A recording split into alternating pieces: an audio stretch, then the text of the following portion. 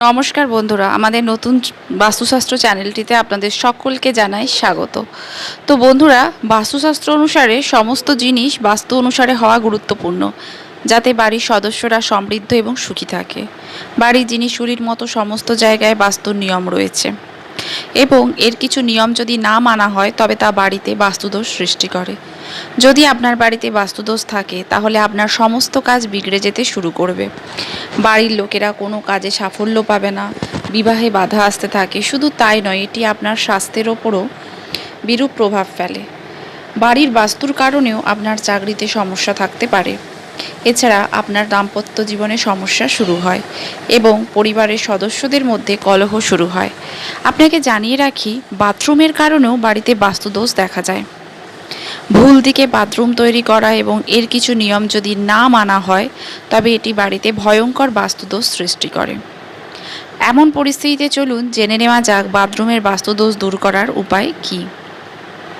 প্রথমত, আপনার সর্বদা মনে রাখা উচিত যে বাথরুম ব্যবহার করার পরে তার দরজা অবিলম্বে বন্ধ করুন।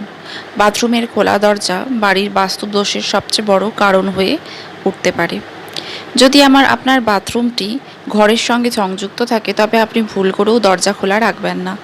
দরজা খোলা রাখলে নেতিবাচক শক্তি সারা বাড়িতে ছড়িয়ে পড়তে পারে এবং আপনার স্বাস্থ্যের ওপরও নেতিবাচক প্রভাব ফেলতে পারে। দ্বিতীয়ত, যদি বাথরুম এবং টয়লেট সংযুক্ত থাকে তবে উভয়ের মধ্যে একটি পর্দা রাখতে ভুলবেন না। বাস্তু অনুসারে বাথরুম এবং টয়লেট কখনোই সংযুক্ত করা উচিত নয়। এগুলোর কারণে বাস্তুদোষ হতে পারে এবং ঘরের সমস্যা দেখা দিতে পারে। এটি আপনার জীবনে স্বাস্থ্য সমস্যাও সৃষ্টি করতে পারে। তৃতীয়ত, বাস্তুশাস্ত্র অনুসারে বাড়ির উত্তর বা উত্তর পশ্চিম দিকে বাথরুমের জন্য সেরা স্থান হিসেবে বিবেচিত হয়, কিন্তু বাথরুম দক্ষিণ বা উত্তর পূর্ব দিকে হলে বাস্তুদোষ হবে। উত্তর পূর্ব দিকে হলে বাস্তুদোষ হবে। এছাড়াও ভুল করেও বাথরুমে গামছা বা আবছা লাল বাতি লাগাবেন না। এটি আপনার জন্য ক্ষতিকর হতে পারে এবং বাস্তুদোষের কারণ হতে পারে। চতুর্থত, আপনার বাথরুমে যদি জানলা থাকে তবে তা সবসময় বন্ধ রাখবেন না। বন্ধ জানলা নেতিবাচক শক্তির কারণ হতে পারে এবং বাস্তুদোষ ঘটতে পারে। জানলা যদি এমন জায়গায় থাকে যে স্নান করার সময় আপনি এটি খুলতে পারবেন না, তবে বাথরুমে কেউ না থাকলে এটি খুলুন। বাথরুমে সূর্যের আলো আসা জরুরি। বাথরুমের খোলা জানলা দিয়ে সব ধরনের নেতিবাচক শক্তি বেরিয়ে যায়।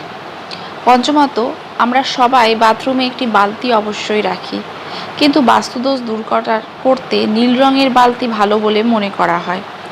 বাথরুমে নীল রঙের বালতি রাখলে নেতিবাচক শক্তি দূর হয়, কারণ নীল রং সুখ এবং শুভর প্রতীক। ষষ্ঠত, আপনি কখনোই বাথরুমের কল এমনভাবে রাখবেন না যাতে এটি বন্ধ করার পরেও জল ঝরতে থাকে। ক্রমাগত জল ঝরা আর্থিক ক্ষতির ইঙ্গিত দেয়। বাস্তুশাস্ত্র অনুসারে এটি বিশ্বাস করা হয় যে যদি কল থেকে অনবরত জল প্রভাবিত হয়, তেমনি আপনার হাত থেকে অর্থ প্রভাবিত হয়।